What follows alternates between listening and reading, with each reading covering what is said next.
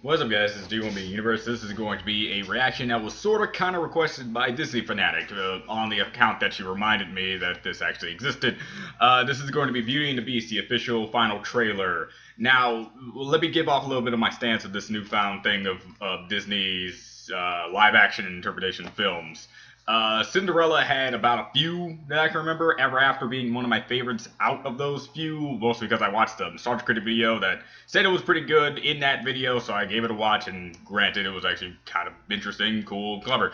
As for what my stance on it, at least it's sort of better than, like, it's the type of way you do a reboot in the proper way. If you're gonna do a reboot, do something out of left field. Turning it live action. That's interesting, but since I've been so desensitized by, M. Night Shyamalan's interpretation of The Last Airbender, Dragon Ball Evolution, and pretty much any other thing that took an animated project and turned it into a real life project, I kind of always go into these live action films with no hope, you could say. But from what I've been seeing with the couple of movies that I've been seeing out there, and also some old films of the same medium, I have gotten a little bit to it. So I'm gonna see how this is gonna turn out. It's only 2 minutes and 30 seconds, so I'll just give it a watch and then I'll share my opinion on it. Let's go. 3, 2, 1 now. My dear Belle, you're so... Alright, so far so good with the Belle casting. I'm not good with actors' names, so don't tell me if I should know this character or not.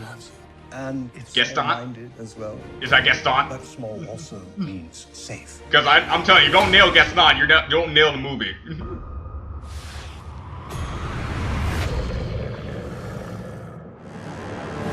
Seeing how well animated they need to make the Beast and make him seem like he's there is gonna be fun. Come into the light. Oh, yeah, I know who that actor is. Never mind. Let's just say she knows very good magic. Who said that? Hello. You can talk. Hello, of course. It's all he ever does. All right. Oh, lovely to make your acquaintance. Want to see me do a trick? All right. Happens when the last Sure, that one wasn't falls. creepy. The master remains a beast forever. And we become antiques. What did you do to it? Nothing. Get out of here! It's forbidden.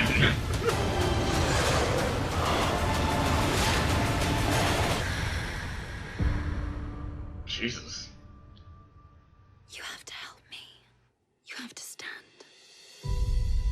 I gotta say, good casting when it comes to Belle. She's a great actor. I'm not good with names. Who'll break the spell? You must finally learn to love. All I know her as is Hermione, so. Have you really read every one of these books? Some of them are in Greek. True as it can be.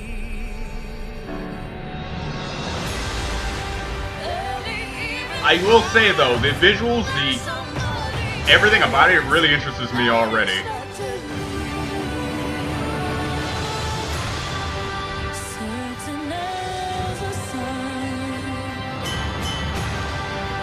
Rising in the east.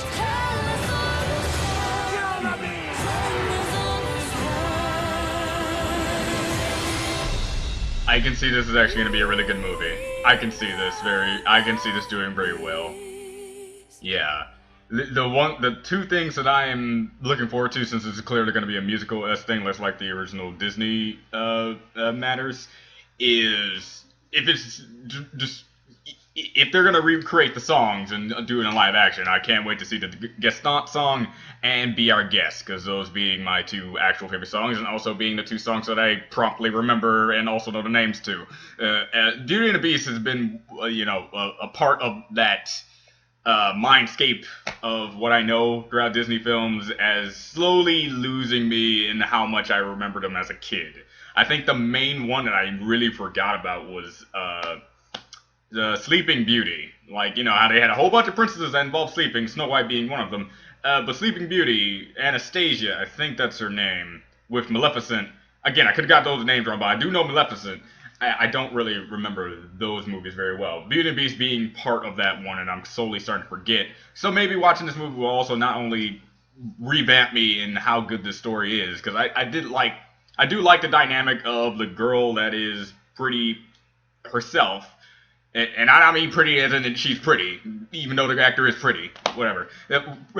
Pretty much herself, as in she has her own thing, she has her own goals, she has her own mindset, and all those things. She's gonna have more personality in this movie, I can probably see. Even though Belle seemed to be one of those characters in the Disney world that actually had a personality in and of herself without being that girl with not much of personality, going with a guy that has almost no chemistry. See, this is why one of those movies is one of the better ones, because they actually have a dynamic where they learn to like each other over time. And especially since he's a beast, so you really like him for who he is and not what he looks like. And that's another thing that I like about this movie. The fact that Disney Fanatic, the person who does the whole Bride of Discord thing and Daughter of Discord thing, who also did this sort of dynamic, is the one that reminded me of this. So that's funny. But all I gotta say about this film is, yes, I'll definitely go to it when it comes out. It comes out on March 17th. Yeah, that's not too far away. And I'm expecting a lot.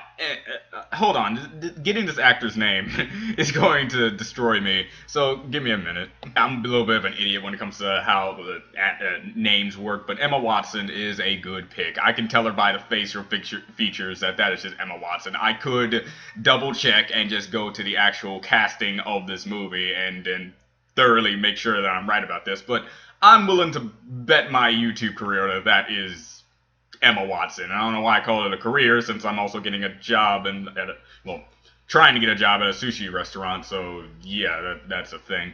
So yeah, in all honesty, from the visuals aspect to it, the Beast looks semi-realistic, but you can sort of see CGI. But whatever, you kind of need to get past that in this day and age.